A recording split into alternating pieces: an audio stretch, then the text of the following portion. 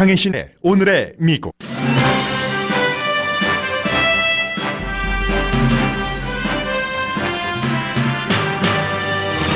북한이 16군데 비밀시설에서 탄도미사일을 개발하면서 미국을 기만하고 있다고 뉴욕타임스가 보도했습니다. 하원에서 곧 다수당이 될 민주당은 트럼프 대통령의 외교 정책을 철저히 조사하겠다는 입장으로 북한 핵은 넘버원 이슈에 포함됩니다. 중간선거는 끝나지 않았습니다. 추가 개표가 진행될수록 캘리포니아, 플로리다, 애리조나주 등 상하원에서 민주당 의석이 추가될 가능성이 높아졌습니다. 블루 웨이브 쪽으로 상황이 바뀌자 트럼프 대통령은 투표가 공정하지 않다고 주장합니다. 캘리포니아주에서는 보수운동의 본거지로 존 웨인 카운티로 불리는 48지구에서 30년 현역 공화당 의원이 추가 개표 결과 민주당 후보에게 밀렸습니다. 공화당 영킴 후보도 선거 다음 날 민주당 후보에게 약 3,800표 앞서 승리를 단언했지만 추가 개표 결과가 나올 때마다 표 차이가 줄어듭니다. 민주당 뉴저지 앤디 김 연방 하원 의원 후보는 선거 다음 날 현역 의원보다 약 2,400표 뒤졌으나 추가 개표 결과 현재 약 3,800표 앞서고 있습니다. 그러나 아직 당선 확정은 아닙니다. 캘리포니아주 산불은 사상 최악으로 사망자가 31명 이상이고 행방불명자가 200명이 넘습니다. 트럼프 대통령이 주 정부가 환경 정책을 잘못 써서 일어나는 산불이라면서 연방기금을 주지 않을 수 있다고 위협했습니다. 제리 브라운 주지사는 기후변화 등으로 새로운 비정상 산불이 이어질 것이라고 경고했습니다. 트럼프 대통령의 파리에서의 행보가 세계적인 비판을 받고 있습니다. 1차 대전 휴전 기념식에 참석하기 위해 파리에 도착한 트럼프 대통령은 예정됐던 미군 묘지 참배를 하지 않았는데 그 이유는 비가 오기 때문이었습니다. 윈스턴 처칠의 손자 등은 1차 대전에서 숨진 해병대원들은 빗발이 멈추지 않는 진흙 속에서 적과 싸우다 숨졌다고 트윗했습니다. 프랑스 대통령은 최근 나는 내셔널리스트라고 한 트럼프 대통령을 가리켜 내셔널리스트는 애국자와 반대되는 과거의 악명이라고 연설했습니다. 미국의 콩재배 농부들이 미중 무역 전쟁에서 더 이상은 버티기 힘든 지경이라고 블룸버그 뉴스가 전했습니다. 내년에 오일값이 오를 것으로 예상됩니다. 뇌종양 제거 수술을 받으려던 남성의 종양이 치료받지 않았는데 갑자기 사라졌습니다.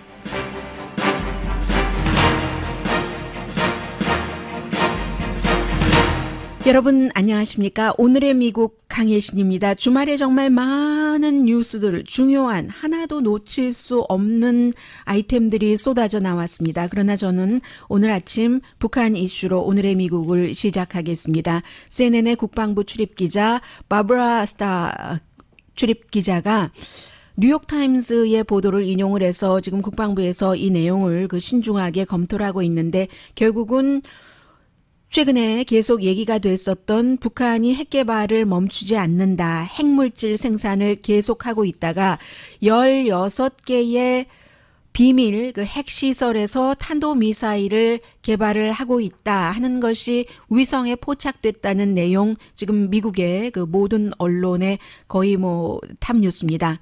바브라 스타. And this begins to show the evidence that they are continuing with production.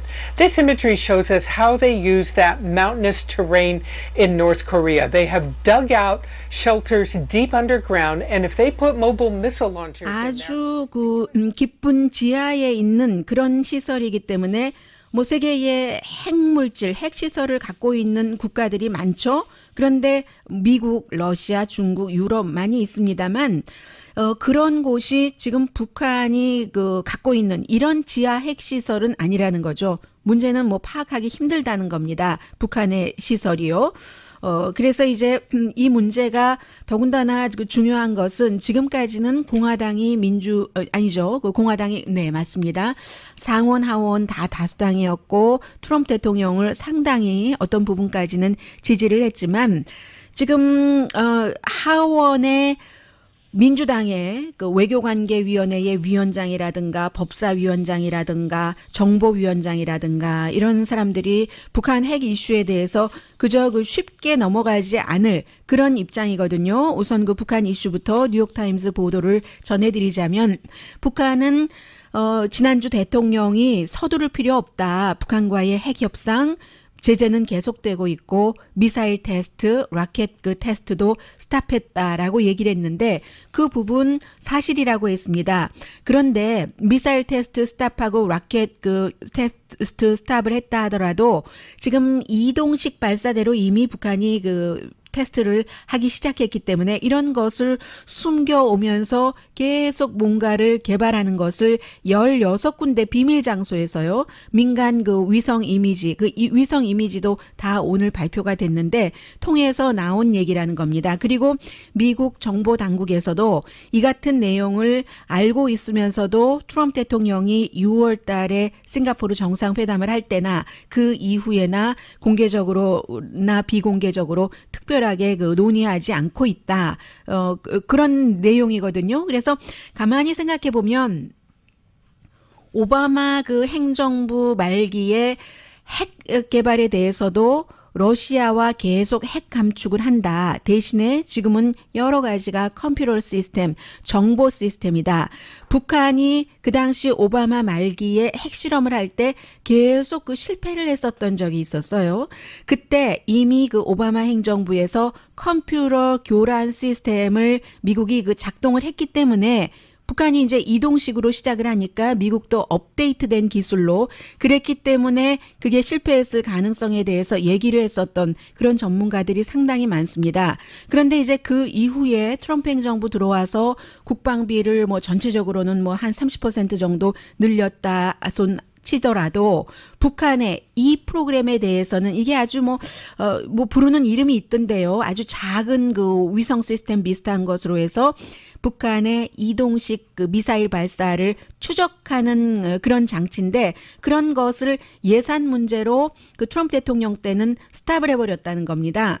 정부에서는 일단 스탑을 했다 하더라도 민간 위성 시스템이라는 게 있잖아요. 그래서 이번에 오늘 발표된 게 Center for 그 전략 국제연구소요. 그 빅터 차가 팀 리드를 해서 뭐 어쩌면은 한국에서 주한미 대사로 그 됐었을 법한 원래 굉장히 그 빅터 차 교수는 그 북한에 대해서는 강성인 사람입니다. 아무튼 그가 주도를 해서 본인이 속해 있는 Center for Strategic International Studies 이 센터에서 오늘 위성 이미지를 전부 16군데 비밀 사이트를 공개를 했습니다. 그래서 탄도미사일 비밀 사이트 자체는 확실하게 어디다 하고 알려지지 않았는데 이번에 좀 구체적으로 나왔고요. 그리고 두 번째는 미국의 경제 제재는 무너져 버렸다 하는 겁니다. 이 내용은 얼마 전에 무너졌다 하다가 다시 트럼프 대통령과 마이크 폼페오 국무장관이 강하게 얘기를 하면서 제재는 그 계속되는구나. 중국도 미국과 중국과의 무역 협상 때문에 어찌하지 못하고 있구나 쪽으로 약간 돌았어요. 그리고 물론 한국에서는 마음대로 그 문재인 대통령 그 정권이 원하는 만큼 북한과 어떤 경제 교역을 할 수 없는 것은 사실입니다만은 더 중요하고 그 포괄적이라고 할 수 있는 러시아와 중국이 북한과 그 부드러운 관계로 지금 뭐 중국이 마음대로 하지 못한다 하지만 설렁설렁 다 해줘버린 겁니다. 해서 그 워싱턴과 김정은 위원장이 트럼프 대통령과 더 이상은 뭐 사랑에 빠졌다고 트럼프 대통령이 말하지 않지만 트럼프 대통령이 그렇게 말할 때 그 부드러운 관계를 이용을 해서 많이 그 무역으로 풀어서 제재가 풀어졌다는 얘기예요. 그래서 그 뉴욕타임즈는 이것은 그 여러 전문가들의 말을 인용을 해서요. 미국의 아주 그 중요한 큰 속임수다, 기만이다라고 그 영어 단어로 표현을 했습니다. 주요 사이트를 뭐 철거한 것처럼도 했지만 16군데에서 재래식이 됐건 그 무기요, 핵탄두가 됐건 개발을 계속하고 있고 지금 북한은 핵탄두가 40개에서 60개 정도 있는 것으로 짐작을 하고 있는데 새로운 물질을 계속 그 개발을 새 핵탄두를 만들기 위해서 뭔가를 그 일을 하고 있다는 거잖아요. 그래서 이번에 이 그 빅터 차 그 교수가 그 리드한 프로그램이 찾아낸 그런 그 이미지를 볼 때 빅터 차 교수는 뭐라고 얘기를 하냐면 우리 모두 걱정을 하고 있는 것은 트럼프 대통령이 북한과 나쁜 협상을 받아들이는 것이다. 북한이 이제 하나 사이트를 보여주고 뭐 몇몇 파괴를 보여주고 우리 다 했다 하고 나서 평화협정을 해준다면은 그러면 트럼프 대통령은 뭐 크게 이것저것 뭐 뒤 앞 상관하지 않고 본인의 정치적인 승리를 항상 선언하는 사람이기 때문에 그렇게 하고 나서 평화협정 맺고 이거 승리했다. 역대 모든 대통령이 하지 못한 것을 나만 했다 하고 선언을 한다면 북한 핵 위협은 그대로 남아있는 상황에서 트럼프 대통령만 사실과는 다른 선언을 했다는 얘기입니다. 또 다른 그 북한의 위성 이미지에 대해서는 아주 그 베테랑인 사람이에요. 조셉 S. 버뮤데스 주니어. 이분은 이 위성 이미지를 보고 나서 이 사이트에 있는 어떤 미사일이라도 핵탄두를 실을 수 있다고 결론을 내렸습니다. 굉장히 임프레시브하다고 얘기를 했거든요. 그 위성 이미지를 보고 나서 그래서 이제 그 중국이 뭐 보면은 이렇게 보면은 18개 정도의 수송기도 있고요. 하면은 이 미사일 수송기죠. 미사일을 실어 나르는 그 미사일을 실어 나르는 수송기가 한 개당 핵탄두를 1개를 실을 수 있답니다. 그래서 긴장이 강화되면은 이제 그 미사일이 지하에서부터 발사 지점으로 배치가 되고 그게 이제 전부 이제 이동식 발사대이기 때문에 1시간 안에 그 발사할 수 있고 중거리용은 뭐 당연히 한국, 일본, 태평양에 있는 미군 기지를 공격하는 게 가능하고 그리고 이제 계속 그 미국 본토를 겨냥하는 탄도 미사일을 개발을 한다고 하니까 이거 정말 위험하다 하고 이제 이참에 한번 그 겨냥을 해서 보도를 한 것이고요. 그리고는 이제 한국 분들 가운데서 그 로스앤젤레스 주변에 살고 계시는 분들은 앞으로 그 한 달 반 정도 남았나요? 1월달 한 달 반 조금 더 남았네요. 2달 정도 남았네요. 새로운 의회 회기가 시작되고 나면은 그 하원의 정보위원장의 그 이름을 참 많이 들으실 겁니다. 아담 쉬프가 이 사람이 굉장히 좀 쿨한 사람이에요. 무척 막 저돌적이라던가 지금 현재 공화당의 그 데빈 누네스 그 세크라멘토 인근 프레즈노 인근 그쪽에서 공화당 의원을 하면서 이제 그 정보위원장으로서 트럼프 대통령을 굉장히 막아줬었던 그 사람의 성향과는 조금 다릅니다. 아담 그 쉬프는 좀 쿨하고 침착하고 한데 여러분들께서 살고 계시는 지역이 버뱅크, 글렌데일, 패사디나, 뭐 몬트레이 파크, 라케나다, 뭐 헐리우드 힐, 에콕 파크, 실버레이크, 뭐 로스브리지 이런 곳에 다 지역구거든요. 이 그 정보위원장의 지역구인데 아담 쉬프 정보위원장이 어제요. 그 엑시오스가 새로 그 HBO의 프로그램을 만들고 있잖아요. 인터뷰하는 것을 보니까 트럼프 대통령이 여러 가지 그 하원에 자료를 제출하라는 것이라던가 아니면 그 소환장 발부에 대해서 거부할 것을 우리는 다 그 예상을 하고 있다. 그러나 이제 그 북한 이슈 등에 대해서 철저히 조사를 하겠다는 거예요. 이 뭐 정보위원장도 그렇고 외교관계위원장도 마찬가지고요. 그 엘리어트 엥겔 의원도 마찬가지고 다만 상원에서는 지금까지는 이제 밥 코커 의원이 트럼프 대통령의 북한 이슈에 대해서 항상 경고를 하면서 너무 서두르지 말아라. 너무 많은 양보를 하지 말고 차근차근 따져가면서 해라 하면서 어떤 때 확 그 두 사람이 치달을 때는요. 북한과 미국의 지도자가 그럴 때는 3차 대전이 일어날 수도 있겠다고 경고를 했었던 사람인데 이 사람은 물러났어요. 선거 안 했으니까.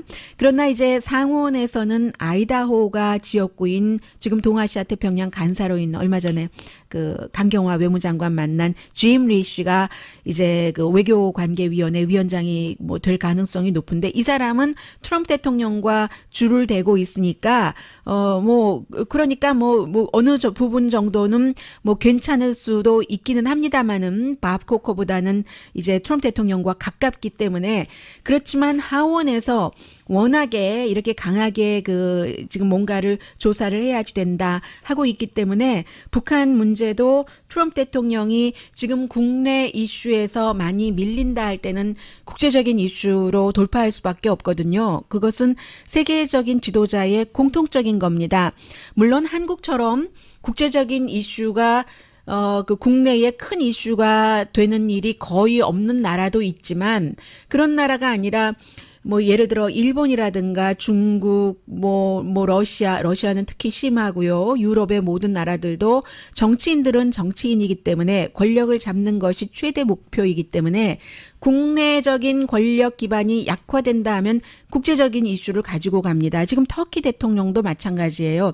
사우디아라비아의 그 자멜 카쇼기 살해 사건을 국내적으로 굉장히 잘 이용을 하고 있는데 트럼프 대통령이 중간 선거 끝나고 국내적으로 이것저것 다 몰리고요. 지금 그 민주당이 제가 블루웨이브는 아닙니다라고 말씀드렸는데 최종적인 결과는 블루웨이브가 될 수도 있다는 게 지금 주말에 추가 개표 결과 계속 나오고 있거든요. 그렇게 돼서 대통령의 많은 것을 이민 문제 등등을 조사하고 들어갈 때는 국제적인 이슈로 돌파할 수밖에 없습니다. 그래서 이제 이런 것들이 그 국제적인 이슈에서 가장 중요한 것 가운데 하나가 트럼프 대통령이 카드로 쓸 수 있는 것이 북한 문제인데 북한 문제에 대해서도 이미 민주당이 철저히 민주당은 근데 기본적으로는 북한과 싸우자는 당은 아니에요. 오히려 공화당이 항상 그래왔죠.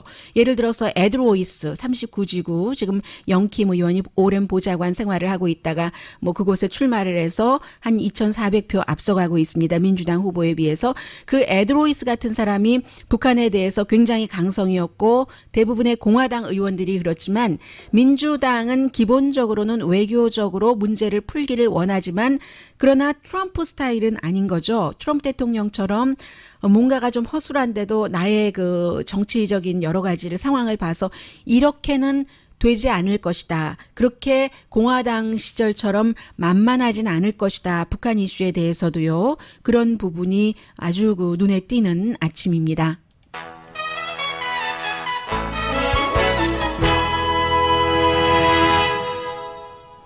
오늘 사실 베테랑스 데이인데요. 프랑스 파리에서의 일도 있었고 산불도 지금 이만저만한 그 큰 이슈가 아니고요. 무엇보다도 중간 선거가 아직 끝나지 않았다는 것. 한인 후보들이 출마한 지역에서 누가 당선되느냐도 오늘의 미국에서 첫날 말씀드렸던 것처럼 아직 끝나지 않은 그런 그 선거 개표 계속 이어지고 있습니다. 뭐 LA 카운티는 93만 표가 아직 계산되지 않았다고 하거든요. 영킴 후보가 출마한 39지구도 LA 카운티가 포함되어 있고요. 잠시 뒤에 전해드립니다. 라디오 서울 방송 오늘의 미국 듣고 계십니다.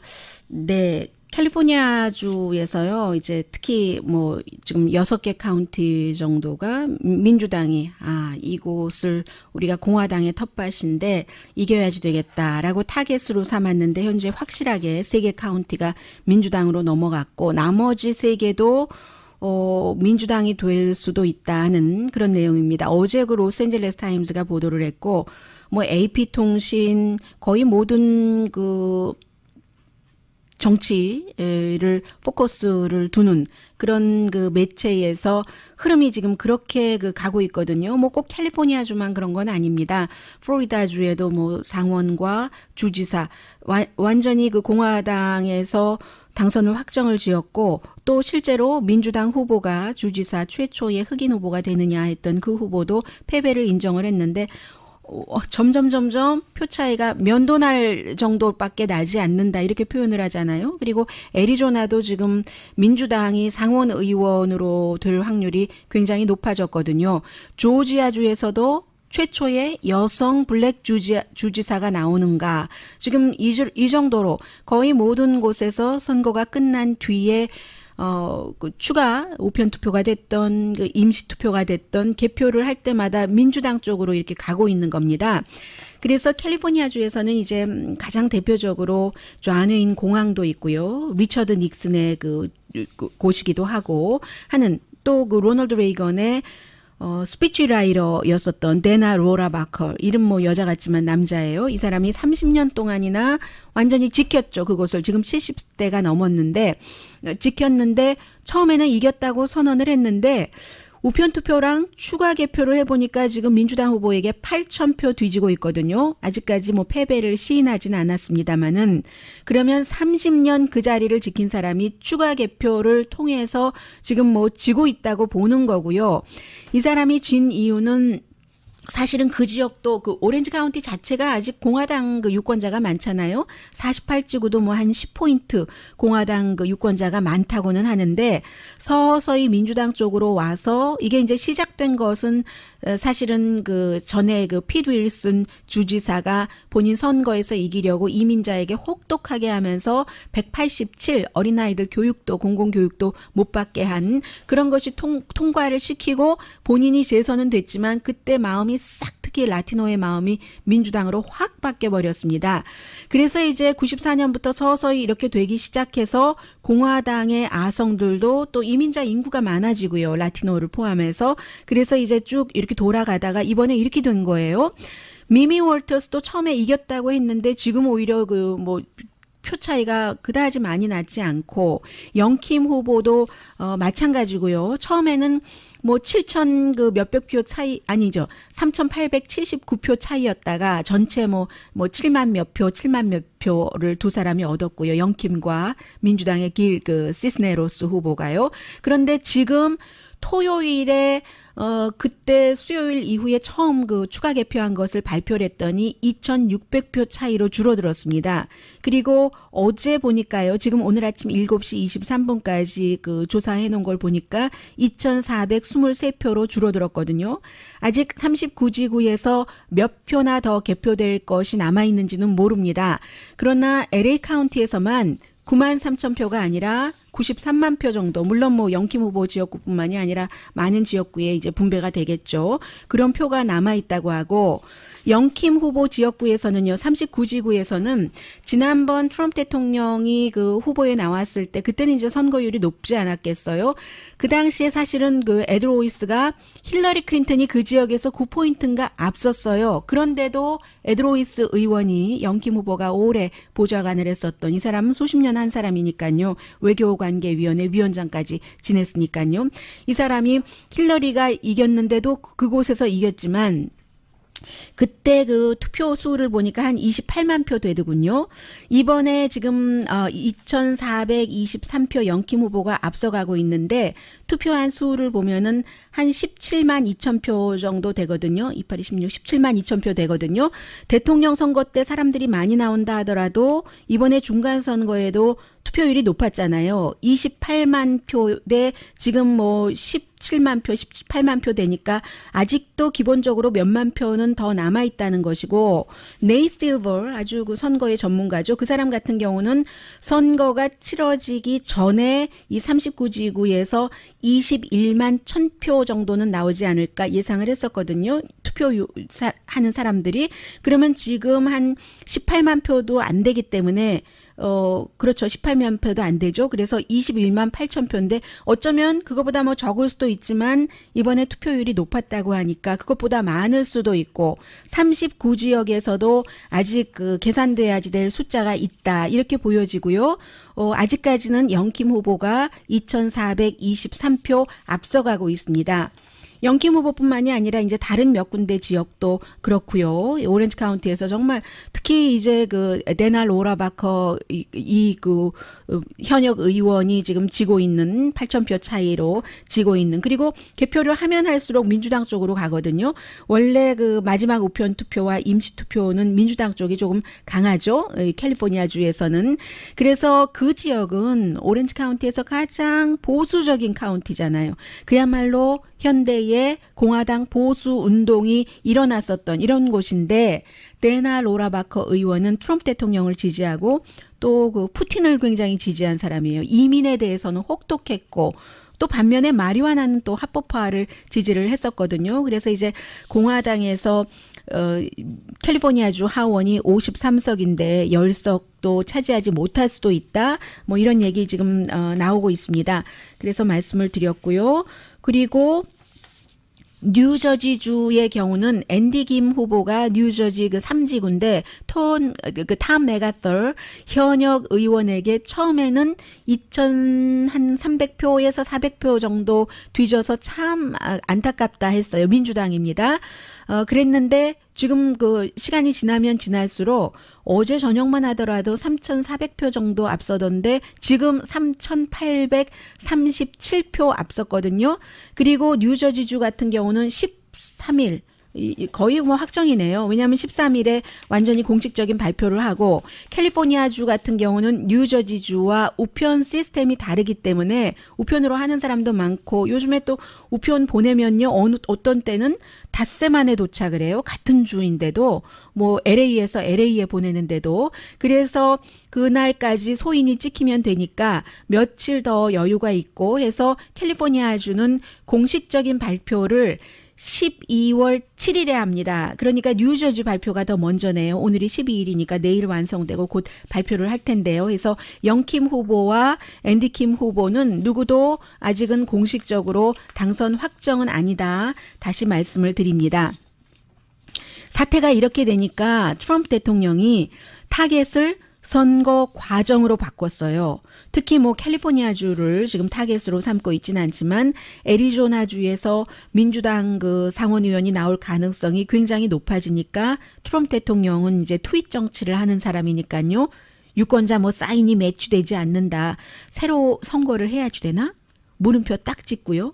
우리의 민주주의를 방어해야지 돼. 뭐 이런 얘기를 하는데 말하자면 선거 과정에서 문제가 있었다는 그런 얘기인데 AP통신이 워낙에 뭐 AP통신이야 역사와 전통을 자랑하는 그 이 선거를 팔로우업 하는 데니까요. 그래서 어제 앞서 잠시 말씀드린 로스앤젤레스 타임즈 기사도 AP통신을 많이 참고로 했습니다. 대통령의 이 같은 그 트윗은 증거가 0%라고 했습니다. 거의 없다도 아니고 0%라고 했고 플로리다주에서도 아프리칸 아메리칸 이제 그 민주당 후보요. 최초의 아프리칸 아메리칸 플로리다에서 주지사가 나오느냐. 앤드류 길럼 후보에 대해서 이 후보는 패배 시인했다가 너무너무 뭐 본인이 요구한 것도 아니에요. 패배를 시인했는데 아니 추가 개표를 하니까 점점 격차가 줄어드니까 그러니까 할 수 없이 패배 시인한 것을 거둬들였어야지 됐거든요. 그리고 법에 따라서 재검표 들어갔습니다.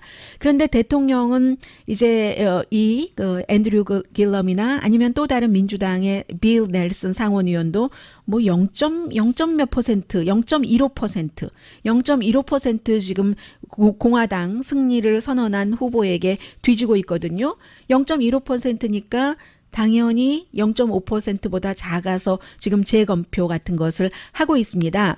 그런데도 트럼프 대통령은 참 이 그 플로리다주의 민주당 후보들 뭐 패배를 시인하고도 다시 시인을 뒤집었는데 미국과 민주주의의 망신이다. 세계가 쳐다보고 있다. 더 이상 정직한 투표는 불가능한가? 이렇게 그 트윗을 해서 아 여기에 지금 그 타겟을 두고 있구나 그 보여지는데요. 트럼프 대통령의 그 마음은 읽혀지죠. 아주 쉽게. 왜냐하면 본인은 이 중간 선거로 인해서 재선의 발판을 마련을 해야지 되고 그리고 점점 민주당 의원이 상원에서건 하원에서건 늘어나면 늘어날수록 특검의 그 수사에 대해서 본인이 굉장히 그 곤혹스러워지고 그리고 또 이렇게 그 선거 과정이 잘못됐다는 것은 주요 언론 보도가 틀리다 하는 것을 여전히 강조를 하면서 본인의 지지층을 끌어안기 위한 것이라는 게 너무 아주 그 확실히 잘 보이고 있고요. 또 플로리다의 재검표에 대해선 트럼프 대통령이 아무런 근거 없이 표가 도적질 당했다. 뭐 지금 이런 그 표현까지 쓰고 있습니다. 다 트럼프 대통령으로서는 지금 굉장히 힘든 거예요. 이 뭐 상원이나 하원이나 전부 대통령의 과연 대통령이 2년 동안 대통령을 하면서 국가 이익을 위해서 했는가, 개인 이익을 위해서 했는가, 러시아 돈이 트럼프 재단에 들어갔는가? 들어갔다면 얼마나 들어갔는가? 파나마와 무슨 뭐 여러 군데 지역에 트럼프 타워에 또 러시아 돈이 얼마나 들어갔는가? 이런 모든 문제를 지금 민주당이 조사를 하려고 이미 여러 가지를 뭐 신청을 해놓은 것도 있고요. 그 밖에도 법무장관 대행을 이제 인준 없이 이제 본인이 딱 그 임명을 해버렸기 때문에 그런 부분이요. 그리고 그동안 그 이민자들 어린아이와 부모를 가족 분리 정책을 쓴 것, 이것도 맞는가? 아니면 또 플로리다주에서 요즘은 자주 가지 않지만 너무 선거철이었으니까요. 그 대통령이 되고 나서 1년 이상을 쭉 주말마다 본인의 뉴저지나 플로리다주 그 골프장에 가서 누구와 골프 치는지도 대통령은 사실 밝혀야지 되거든요. 스케줄도 밝히지 않고 그쪽에서 사람들과 밥 먹고 하면서 무엇을 했는가. 사우디아라비아 같은 경우는 터키가 미국과 영국 뭐 이런 많은 나라에 다 그 자말 카쇼기라는 워싱턴 포스트의 칼럼니스트, 사우디 국적의 이 사람의 살해 장면을 다 보냈다는데, 그런데 그 뒤에 사우디와 왜 이렇게 그 하는 것의 근거는 무엇인가? 이런 모든 것이요. 물론 대통령이 유리한 게 있죠. 상원이 다수당이고 상원도 지금 뭐 의석을 계산을 더 빼야 될지도 모르는데요. 2석 정도, 애리조나나 플로리다 뭐 이런 정도 그래야지 되는데, 상원이 공화당이 그렇다고 민주당이 다수당이 될 확률은 별로 없어 보이니까요. 그리고 또 백악관 대통령 자체에 힘이 있고, 지금 연방 대법원 모든 일들이 이민 이슈나 이런 것이 대법원으로 올라가면은 이제 그 브렉 캐버나라는 사람을 또 다른 그 보수를 한 사람 더 심어놔서 완전히 기운 확실한 5대 4이니까 대통령에게 유리할 수도 있지만, 미국의 그 헌법이라는 게요, 지난 뭐 정말 거의 230년 동안에 이런 일이 있어서 연방 대법원에 뭐가 올라가면 그 연방 의회요, 의회와 대통령과 사법부 해서 입법, 행정, 사법부를 3부로 둔다고 할 때 그 사법부의 균형을 굉장히 그 잘 맞춰왔던 것이 미국의 그 전통이기 때문에, 모르죠. 이 전통조차도 깨질지는 모르겠습니다만은 트럼프 대통령으로서는 조금이라도 하원에서건 상원에서건 지금보다 더 추가 개표로 인해서 민주당의 의석이 더 넘어가는 것을 굉장히 그 두려워할 수밖에 없는 처지죠.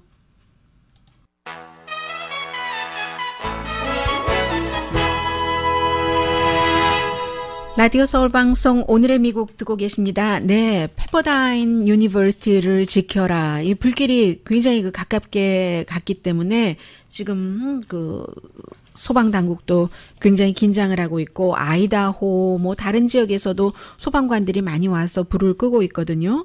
말리부 지역에 또 스타들이 많이 살고 있으니까 뭐 레이디 가가 집 이런 곳도 지금 대피령이 내려졌는데, 또 그보다도 이미 더 큰 그 여러 그 사상자와 피해를 낸 캠프파이어요. 파라다이스라는 마을 자체가 사라져 버렸습니다. 1933년도 그리피스 파크 산불이 지금까지 캘리포니아 역사상 최악이었다고 하는데, 그때 29명이 숨졌다고 하거든요. 그런데 지금 이미 31명이 숨지고 또 200명 정도가 행방불명됐고, 구조물 뭐 7,000채 이상, 7,000개 이상, 또 20만 에이커 이상 불탔는데, 문제는 바람입니다. 지금 시속 60마일로 보니까 쫙 밀려오는 거예요. 불타는 그 불길이 쫙 이렇게 뭐 눈이 따라가지 못할 정도로 그 속도를, 지금 그렇게 돼서 뭐 불길이 세 군데에서 산불이 나고 있잖아요. 어떤 지역은 25%, 어떤 지역은 10% 이렇게 그 진화가 됐습니다. 트럼프 대통령이 주말에 이제 프랑스에 갔다가 어제 다시 워싱턴에 도착을 했는데, 그 사이에 얘기를 하더군요. 말하자면 캘리포니아주가 환경보호를 많이 하잖아요. 벌목 같은 것도 안 하고 하니까 불이 난다. 그 주정부가 정책 잘못해서 그러니까 연방 그 기금 같은 건 뭐 안 주겠다. 이런 식으로 위협 비슷하게 얘기를 했습니다. 그 이후에 제리 브라운 주지사가 뭐 특별히 그 트럼프 대통령과 공격하거나 이러진 않았어요. 왜냐하면 트럼프 대통령이 이미 그렇게 트윗을 했었을 때 소방관들이 화가 나서 지금 사람이 죽고 우리도 죽을지 모르고 불타고 있는데 대통령이 그런 것에 대해서는 얘기하지 않고 돈 안 준다 이런 얘기만 한다고요. 제리 브라운 주지사도 전혀 트럼프 대통령에게 뭐 아주 노골적으로 대응하진 않았고요. 다만 산불이 새로운 정상이 아니라 뉴 노멀이 아니라 뉴 앱노멀이라고 새로운 비정상인 것을 우리는 받아들여야 된다고 얘기를 했습니다. 새로운 표준이 아니라요. 앞으로 10년, 15년, 20년 동안 우리가 아무것도 하지 않고 있으면 계속 이런 일이 일어날 것이다. 메말라 있고요. 모든 것들이 너무 웜하고요. 겨울인데도 가뭄이고 하니까 진짜 도전이 우리 인생 전체에 오고 있다라고 얘기를 하고 있습니다. 기후변화 같은 것을 강조를 하는 거죠. 아이다호, 뭐 몬타나주에서도 지금 불 끄려고 캘리포니아주로 오고 있습니다. 또 하나가 많은 분들이 이제 관심을 갖고 계시는 것 가운데 하나가 중국과 미국의 무역 전쟁인데요. 콩 재배하는 그 농부들은 이미 콩 인벤토리가 너무 많답니다. 그런데 이제 콩이 옥수수보다 좀 보관하기가 힘든가 봐요. 어디 무슨 뭐 플라스틱이라든가 저장고에 넣어야 되는데 이미 그런 게 부족해서 뭐 어찌할지 모르고 플라스틱 백에다가 넣어놓고 하는데 중국에서 콩 수입이 이미 90%가 줄어들었고 지금까지는 트럼프 행정부가 선거 전에는 농가를 지원을 했어요. 캐시로. 그런데 이제는 뭐 어떻게 될지 모르겠죠. 그래서 걱정한다는 것. 오일값도 또 오른다는 겁니다. 이자율도 오르고 오일값도 오르고 주식시장 지금 불안정하고 왜냐하면 오펙 국가들과 러시아와 또 다른 나라들이 이제 주말에 미팅을 했는데 지금 이 상태로 가면은 우리가 생산량을 줄이지 않으면 값이 줄어들어서 그 본인들의 국가에 해가 된다는 그런 결론을 내린 거예요. 게다가 대고 미국이 이란에 경제 제재를 해놨기 때문에 이란에서 오일을 수입할 수도 없게 되고 해서 이제 오펙 국가에서는 조금 뭔가 이득을 보겠다는 얘기인데 지금 이제 브렌트 원유값이 배럴당 71달러 정도 되거든요. 그런데 점점 그 올라갈 것이라고 하고 왜냐하면 사우디 에너지 장관도 뭐 일단 그 다음 달에 하루에 50만 배럴씩 생산량을 줄이고 그 다음에 100만 배럴까지 줄일 수 있다고 얘기하니까 이런 것들이 그 내년의 경제에도 어떤 영향을 미칠지도 계속 지켜봐야지 될 이슈입니다.